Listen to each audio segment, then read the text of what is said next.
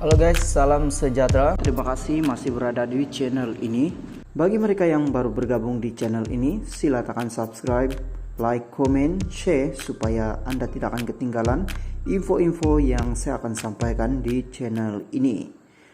Berita hari ini saya mau kongsikan kepada Anda daripada berita harian. Ada MP UMNO yang selepas menang lupakan parti, macam kacang lupakan kulit, Nur Jazlan. Johor Bahru, jawatan presiden dan timbalan presiden UMNO tidak perlu dipertandingkan, sebaliknya parti itu perlu fokus kepada usaha pengkukuhannya selain mengembalikan semula kepercayaan rakyat. Timbalan presiden UMNO Johor, Datu Nur Jazlan Muhammad turut mengingatkan ahli parti supaya tidak terpedaya dengan sesetengah ahli parlimen yang menang kursi di bawah tiket parti namun didakwa khianat dan bersekongkol dengan pihak lawan. Malah katanya ahli parlimen berkenaan diketahui sudah menggerakkan usaha mengangkat diri mahu menjadi presiden dan timbalan presiden UMNO sejak sebelum pilihan raya umum ke-15 PRU 15. Sekali lagi saya tegaskan, usul jawatan presiden dan timbalan presiden tidak dipertandingkan demi pengkukuhan parti, perpaduan, dan ke arah usaha pemulihan sokongan terhadap UMNO.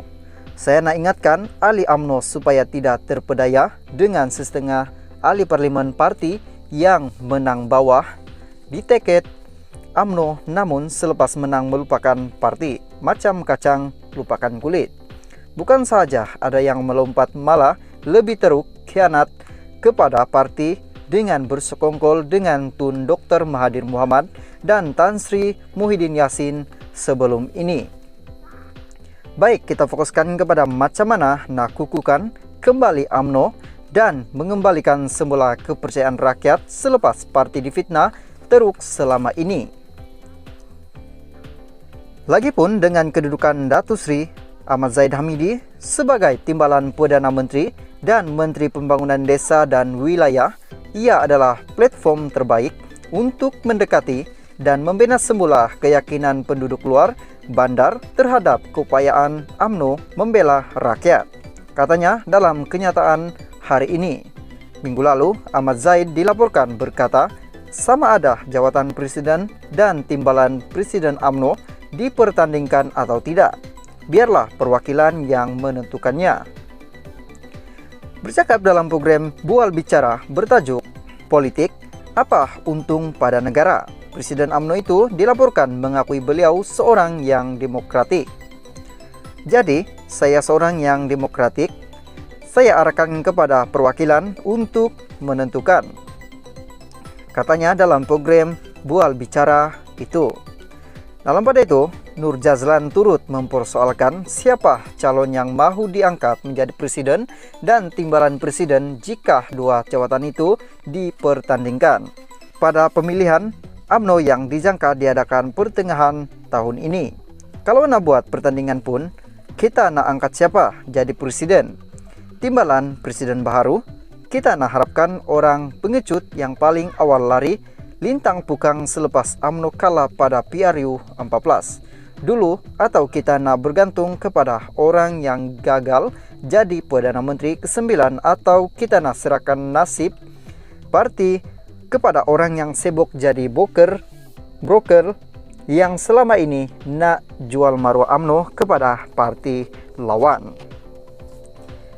UMNO nak pilih seorang individu yang bergegar-gegar mahu gantikan tempat presiden ketika berceramah di pentas kempen PRU 15 lepas, tapi akhirnya kalah di negeri sendiri. Sudahlah, dia sendiri ditolak di negeri sendiri. Lepas itu diberi peluang pula bertanding di negeri lain, kononnya dia cukup populer tapi tumbang juga. Kita kena fikir kan, banyak benda sebelum nak ikut emosi. Cakap nak tukar pemimpin memang senang, tetapi nak pastikan pemimpin yang baru angkat itu dapat bela nasib parti belum tentu, katanya. Nurul Jazlan berkata, Pertandingan dua jawatan utama itu dalam keadaan sekarang hanya akan membawa perpecahan dan mengugut perpaduan ketiga UMNO dalam proses pemulihan selepas PRU 15.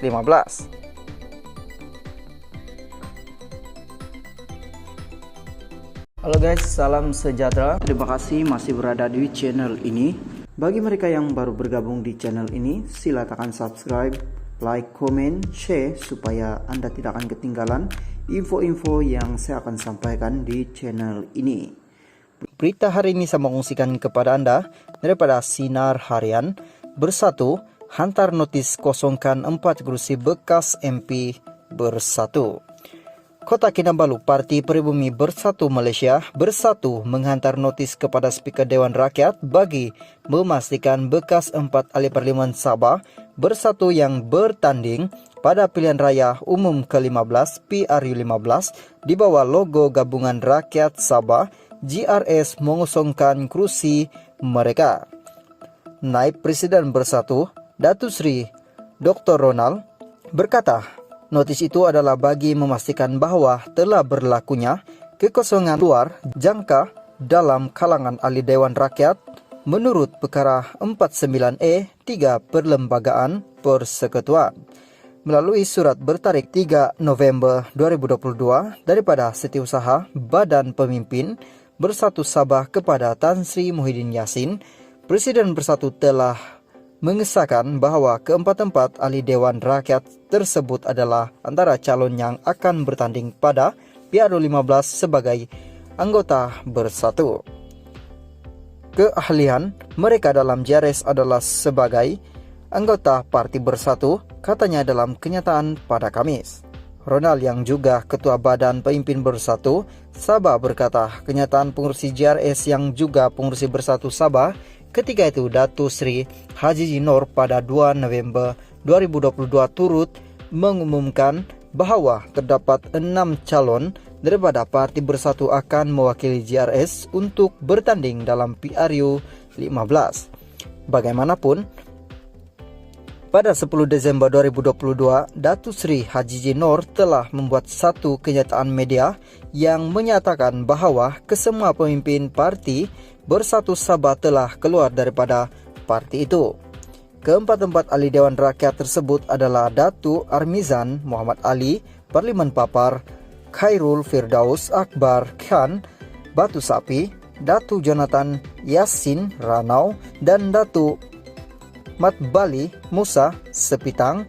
Katanya, ahli parlimen Beluran itu turut berkata pada sidang Dewan Rakyat 19 Desember lalu, keempat-empat ahli parlimen itu telah berada di blok kerajaan.